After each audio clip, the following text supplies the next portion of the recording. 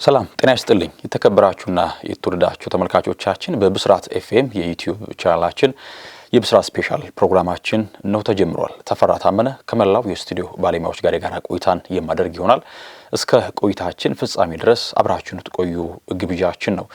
ዛሬ እንግዲህ ሁለት ጉዳዮች በሰፊው እንመለከታለን። የመጀመሪያው ትልቅ ጉዳይ የእግር ኳስ ወዳጆች በትኩረት የሚጠብቁት ታላቅ መድረክ የአውሮፓ ቻምፒየንስ ሊግ፣ ብዙዎች እንዲያውም ከዓለም ዋንጫም በላይ እያሉ ሙገሳን ይቸሩታል። የአውሮፓ ቻምፒየንስ ሊግን ዛሬ የመቋጫው የፍጻሜው የታላቁ ድግስ ማሳረጊያ ምሽት ይሆናል ዛሬና በሀገረ ጀርመን አሊያንዝ አሬና እንግዲህ በሙኒክ ፍጻሜው የሚከናወን ነው የሚሆነው። በፓሪስ ሴን ዠርሜንና በኢንተር ሚላን መካከል የ2024-25 የቻምፒየንስ ሊግ የፍጻሜ ውድድር ዛሬ ፍጻሜውን የሚያገኝ ይሆናል። ይህን ጉዳይ እንመለከታለን። ከዚህም በተጨማሪ የሊግ ውድድሮች እንግዲህ በውስጥ ውድድር ማለት ነው ተጠናቋል። ታዲያ ክለቦች ባለፈው ዓመት ክፍተታቸውን ለመሙላት ቀጣይ ዓመትም በርትተው ጠንክረው ለስኬት ራሳቸውን ለማብቃት በዝውውር መስኮቱ ከወዲሁ እንቅስቃሴዎችን ጀምረዋል። ስካውቲንግ ሪፖርቶችን እየተመለከቱ ማን ለክለባችን ይበጃል፣ የትኛውስ ከክለባችን ይሰናበት የሚሉት እንግዲህ ውሳኔ የሚወስኑበት ወቅት ላይ እንገኛለን። የዝውውር ጉዳይ እንደዚሁ የምናነሳ ነው ጉዳይ የሚለው ትላንት በተለይ የተሰማ የዝውውር ጉዳይ አለ። እርሱን በስፋት እንመለከታለን። ቻምፒየንስ ሊግን ቅድሚያ እናድርግ። እንግዲህ ዛሬ ምሽት 4 ሰዓት በጀርመን ፒኤስጂ ከኢንተር ሚላን በፍጻሜ መርሃ ግብራቸውን ያደርጋሉ። በአውሮፓ ቻምፒየንስ ሊግ ሁለት በተለያየ ጎዳና ላይ ያሉ ክለቦች ናቸው። ባለፈው በቀደመ ዓመታት ስኬታቸው ማለት ነው በዚህ አህጉራዊ መድረክ ኢንተር ሚላን ለ3 ጊዜ በክብር ነግሷል። ከዚህ ቀደም 1964-65 ተካታይ ሁለት ዋንጫዎችን ወሰደ።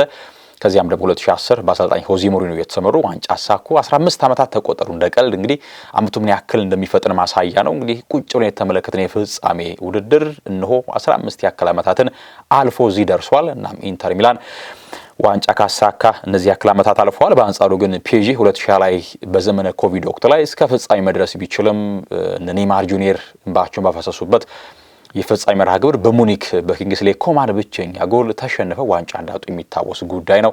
ታዲያ ድጋሚ ደግሞ በአሰልጣኝ ሉዊስ ኤንሪኬ ፊት አውራሪነት እየተመሩ ዘንድሮ ለፍጻሜ መድረሳቸውን አረጋግጠዋል። እንግዲህ ፒኤስጂ በተለይ የሜዳ ላይ እንቅስቃሴያቸው የተጫዋቹ የክሎት ደረጃ ብዙ የእግር ኳስ ወዳጆችን ሜዳ ላይ እንግዲህ የሚያደርጉት እንቅስቃሴ እንግዲህ የሚማርክ አይነት ተሰጥኦን እያስመለከቱን ይገኛሉ። እንግዲህ እንዳጠቃላይ ከጨዋታው አስቀድሞ አሰልጣኝ ሉዊስ ኤንሪኬ ስለ ፍጻሜው ሀሳባቸውን ሰጥቷልና ታሪክ መስራትን እንፈልጋለን የሚል ሀሳባቸውን ሰጥቷል። ለእኛም ለዚህ ለፍጻሜው ጨዋታ ትልቁ መነሳሻ ሞቲቬት የሚያደርገን ጉዳይ ታሪክን ስለ መስራት እያሰብን የምናደርገው ጨዋታ መሆኑን ነው የሚል ሀሳባቸውን ሰጥቷል።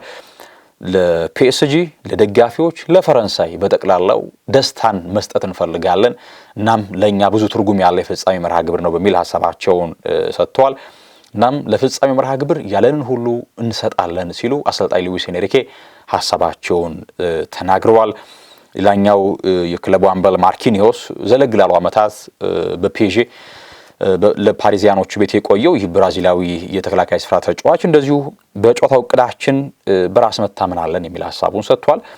ከባድ ፍልሚያ እንደሆነ እናውቃለን፣ ነገር ግን ጠንክረን ቀርበን ዋንጫውን ለማሳካት እንጫወታለን በሚል ሀሳቡን ሰጥቷል። በአንጻሩ ላውታሮ ማርቲኔዝ በተለይ ሁለት መልክ ያለው ነው። ላውታሮ ማርቲኔዝ በሜዳ ላይ ብቃቱ ማለት ነው ለብራዚል ለአርጀንቲና ሲጫወትና በክለብ ደረጃ ሲጫወት ያለው ላውታሮ ፍጹም ለየቅል የሆነ ብቃትን ነው ሜዳ ላይ የሚያስመለክተው። በተለይ በኔራዙሪዎቹ ቤት እጅግ አስፈላጊ ተጫዋች ነው። ቡድኑን ከመምራት አንስቶ ጎሎችን ከማስቆጠር ለክለብ አለኝታ የሆነ ተጫዋች ነውና የዓለም ዋንጫን ኮፓ አሜሪካን አሳክቻለሁ ያሸነፊያለሁ፣ ነገር ግን ቻምፒየንስ ሊግ ዋንጫ እርግጥ እስከ ፍጻሜ ደርሻለሁ። ሁሉም ተጫዋች በእግር ኳስ ዘመኑ ሊያሳካ የሚፈልገው ዋንጫ ነው ቻምፒየንስ ሊግ። እናም ወደ ጣሊያን ዋንጫውን ይዘን መመለስ እንፈልጋለን በሚል ላውታሮ ማርቲኔዝ ሀሳቡን ሰጥቷል። እንግዲህ ሉዊስ ኤንሪኬ ወደ ፒኤስጂ ከመጡ በኋላ ባለፈው ውድድር ዓመት እስከ ግማሽ ፍጻሜ ክለቡን አድርሰውታል።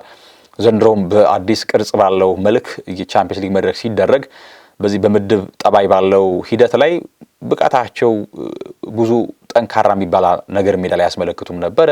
እንዲያው ተቸግረው ነበረ ለጥሎ ማለፉ መድረስ የቻሉት። የኋላ ኋላ ግን በውስን ወራቶች ሉዊስ ኤንሪኬ ምን ያክል አስደናቂ ቡድን እንደገነቡ ከኳስ ጋር ምቾት የሚሰማው ከግብ ጠባቂ ጀምሮ እስከ አጥቂ ድረስ በቢልድ አፕ እንግዲህ ኳስን አዋቅረው መስርተው የሚጫወት ቡድን የአማካይ ክፍሎቹ የጆዋን ኔቬስና የቪቲኒያ የሜዳ ላይ ልህቀት ከፍ ብሎ የተመለከት ነው።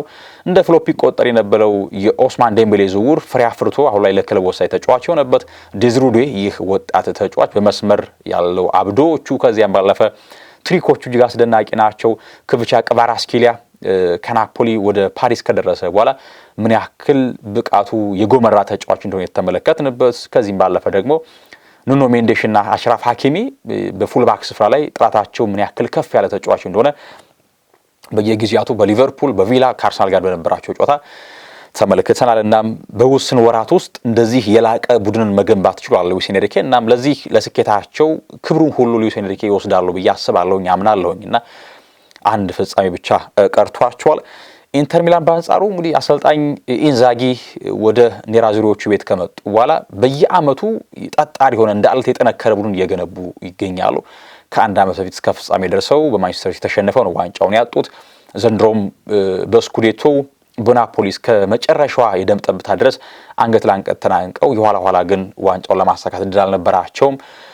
በአንድ ነጥብ ብቻ ተበልጠው ስኩዴቶን አሳልፈው ለናፖሊ ሰጥቷልና ይበልጥ የኢንተር ሚላን ጥንካሬ የመከላከል አደረጃጀታቸው በጣም ጠንካራ ነው። እንግዲህ በባክስሪ ነው የሚጠቀሙት እና አማካይ ክፍላቸው ጨምሮ ፊት መስመር ላይ ያሉ ተጫዋቾች በሚድ ብሎክ ይጫወታሉ። ኳስን ሲያገኙ በካውንተር ፕረስ በጣም አስፈሪ ካውንተር አታክን የሚጠቀም ቡድን ነው።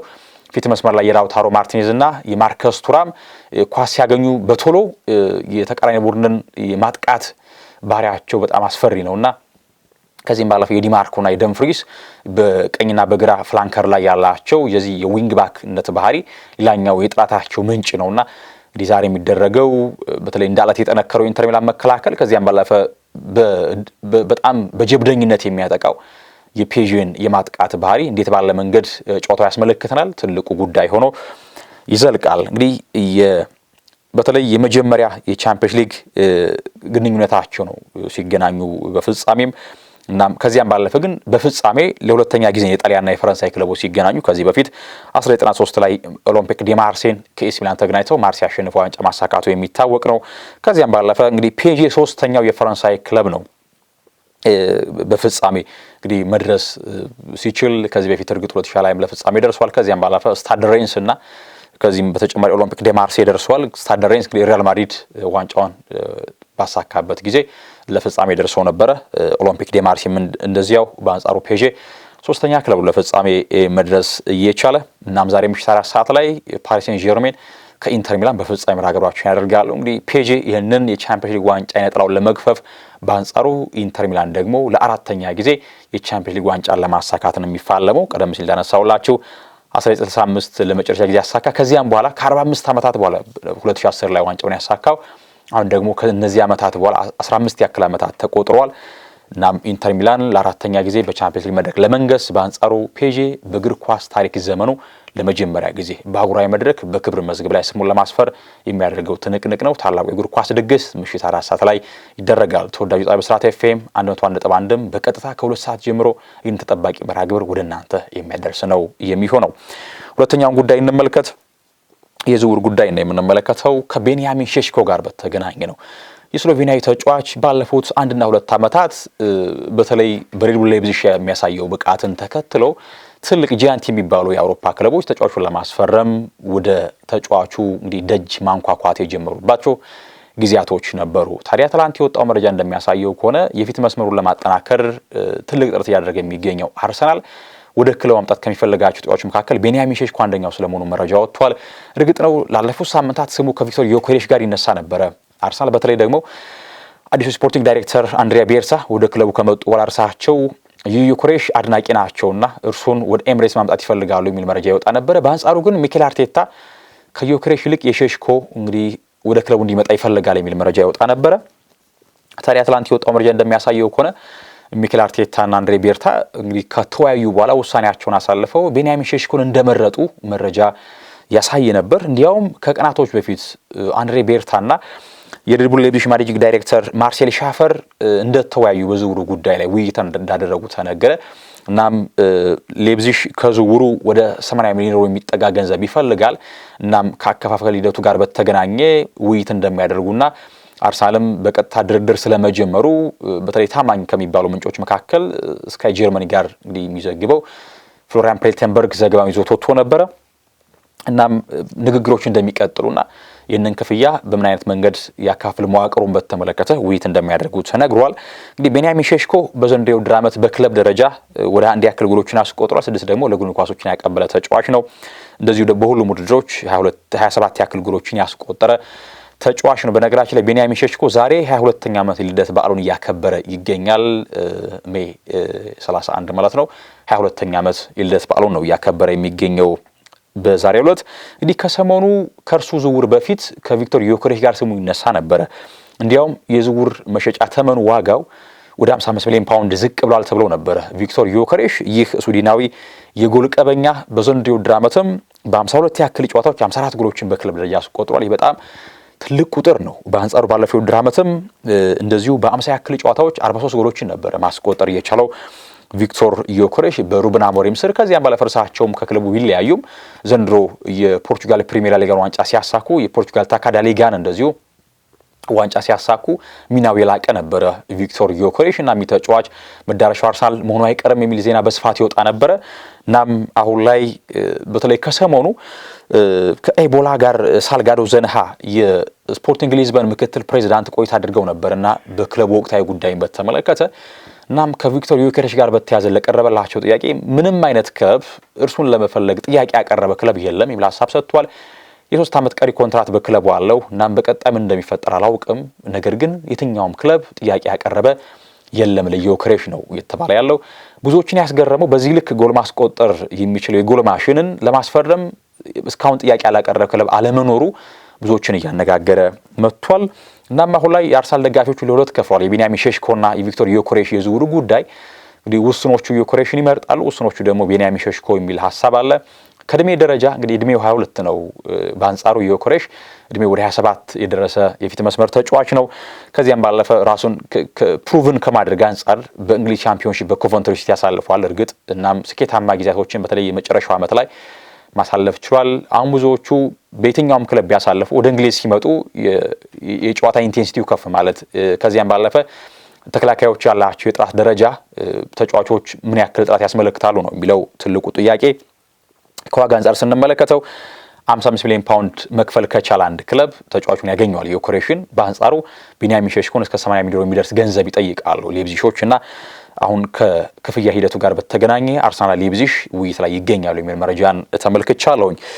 ሁለት ጉዳዮችን ላንሳ ከሊቨርፑል ጋር በተገናኘ። ትላንት በይፋ መሻሽ ላይ ጀረሚ ፍሪምፖንግ በይፋ ሊቨርፑል ተጫዋች መሆኑ ተረጋግጧል። ይህ ኔዘርላንዳዊ የቀኝ ፉልባክ ተጫዋች እንደ ፉልባክ ከዚያም ባለፈ እንደ ዊንግ ባክ መሆኑ የመጫወት አቅም አለው። በተለይ በማጥቃት በኦፌንሲቭ ፉትቦል ላይ በጣም ጥራቱ የላቀ ተጫዋች ነው ጀረሚ ፍሪምፖንግ። በ35 ሚሊዮን ዩሮ አዲሱ የሊቨርፑል ተጫዋች መሆኑ ተረጋግጧል። እንግዲህ ከጎዲ ካግቦ ከዚያም ባለፈ ደግሞ ሪያን ግራቨንበርግ፣ ቨርጂል ቫን ዳይክ ከነርሱ በሌላኛው ኔዘርላንዳዊ ተጫዋች ሆኗል አርነ ስሎትን ጨምሮ ማለት ነው። እናም ጀረሚ ፍሪምፖንግ በይፋ ሊቨርፑል ተጫዋች ሆኗል። ሌላኛው ፍሎሪያን ቪትስ ይህ ጀርመናዊ የ10 ቁጥር ስራ ተጫዋች ሊቨርፑል መፈረም ብቻ ምርጫው እንደሆነ አሳውቋል ለባየር ሊቨርኩሰን። ታዲያ የመጀመሪያ 100 ሚሊዮን ዩሮ ጥያቄ አቀርበው ነበረ። በድጋሚ የተሻሻለ 130 ሚሊዮን ዩሮ ለተጫዋቹ ዝውውር ሊቨርፑል በይፋ ጥያቄ አቀርበዋል ተብሏል። አሁን ከዚህ የተሻለ ገንዘብ ሊቨርኩሰን ይፈልጋል ነው የተባለው። በቀጣይም ድርድሮች ቀጥለው እንደሚከናወኑ ይጠበቃል። ነገር ግን ፍሎሪያን ቪትስ ምርጫው ሊቨርፑልና ሊቨርፑል ብቻ እንደሆነ ከሰሞኑ ማሳወቁ ይታወቃል። ለቱ ያስኳቸው ስፖርታዊ ጉዳዮችን ይመስሉ ነበረ። ተፈራ ታመነ ከመላው ስቱዲዮ ባለሙያዎች ጋር ቆይታ አድርጌያለሁኝ። ሰናይ ጊዜን ተመኘው።